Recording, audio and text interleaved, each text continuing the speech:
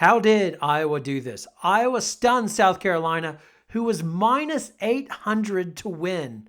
That is a question that South Carolina must be asking. You would think if Iowa won, then it must be due to Catlin Clark going crazy from beyond the arc. But no, Clark was only 5 of 17 from three-point range, and Iowa got crushed on the boards 49-25. Now, South Carolina fans will straight away start complaining about the officiating and how Boston got into early foul trouble and how this changed the complexion of the game. But in reality, this is a pretty hollow argument as the foul count was pretty even at 20 for South Carolina and 18 for Iowa. Even if South Carolina wants to make the argument that the 2 fouls on Boston were as soft as tissue, which they were. But hello, this is college basketball. It is what it is. But even with those 2 early fouls on Boston, the impact was minimized, as her replacement, Camilo Cardoso, was awesome and was more than a capable replacement for Boston, as she played a game of keep away with the Hawkeyes on the boards. She was a one-person wrecking crew as she got 9 offensive rebounds, which she put back in the basket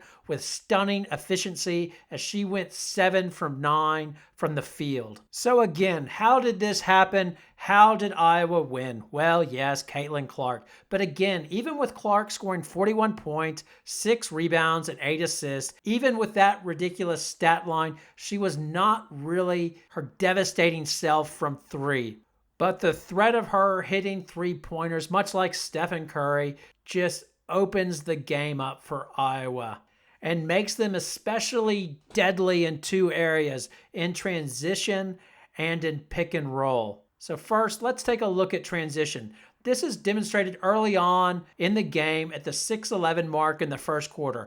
Iowa gets the rebound. Now look at Bree Beal. She gets caught looking at Clark. I assume Fletcher's assignment was to go hunt Clark straight away when she gets the ball, and she makes a beeline for Clark straight away. Now Cook is on the baseline. Boston and Cook can't catch up to Warnock and Marshall. Beal does not identify this issue, as she's too busy peeking in on Clark, and she's essentially in no man's land. And Clark punishes the Gamecocks with a pass that's right on the money. It's just beautiful. As well, Clark is just so deadly from the outside and such a threat from long distance that South Carolina was forced to guard her tight from half court upwards.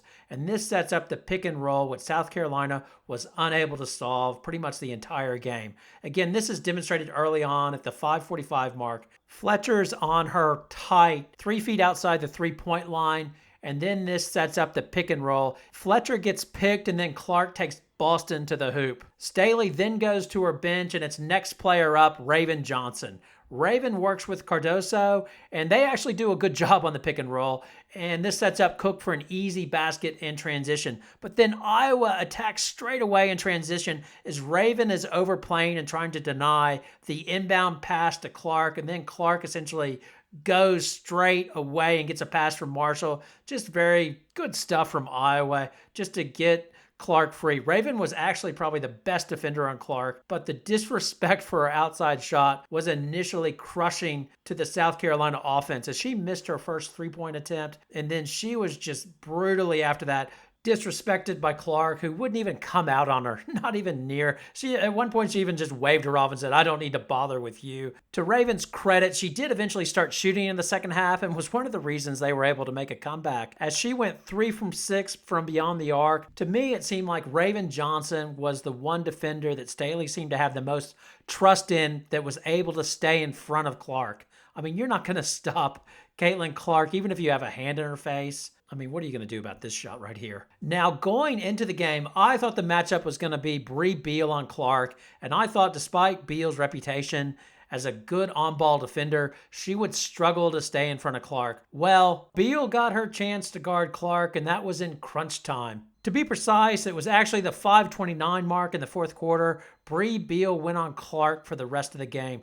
The results for South Carolina were mixed. Her length probably impacted Clark's outside shot, as she did not make another outside shot again. But as predicted, she could not keep up with Clark in terms of speed off the dribble, as she gave up 3 layups. In all, Beal defended Clark on 7 possessions at the end of the game, and Clark went layup, missed three-pointer, missed jumper, layup, missed three-pointer, layup, missed three-pointer. If you're scoring at home, that was 3 made layups, 3 missed three-point attempts, and 1 missed jump shot.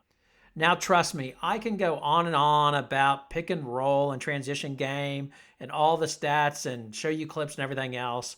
But really, it's funny for me because I'm a bit of a stat guy, but really, Clark willed Iowa to victory. In my last video, I presented the arguments from the South Carolina perspective of why Clark should not have been given the Player of the Year and how South Carolina might look to embarrass her like Olajuwon embarrassed Robinson.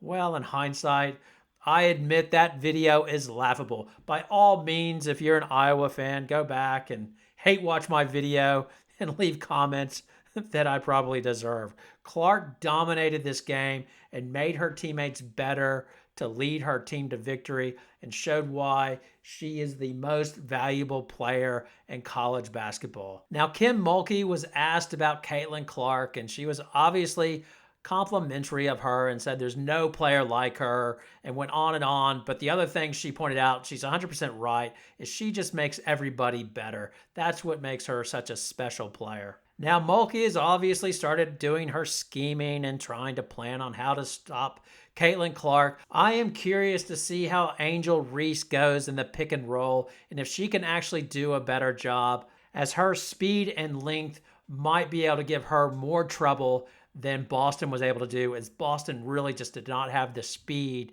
to keep up with Clark on the pick and roll. If I was predicting, and God, I'm not, but anyway, you would think Iowa would have too much firepower for LSU, and they seem very focused on the mission of winning a national championship, as they keep saying. But will they be able to finish the job? It would not be surprising if there was some sort of letdown after knocking off the champ, as well as all the energy expended in beating South Carolina. But they are obviously aware if they want this upset of South Carolina to stick for the ages, then they will need to finish the job by beating LSU. People forget that the U.S. hockey team actually beat the USSR in the semifinals. Would movies have been made about that win and about that moment if they would have gone out in the next game and lost to Sweden in the gold medal game? I don't think so. So I am hoping the championship game is a great game, but I admit I will be rooting for the Hawkeyes, as I think they and Catlin Clark deserve to be crowned as champions. Thank you so much for watching the video. I hope you enjoy the championship game. Please like and subscribe to my channel to help it grow. Have a good night.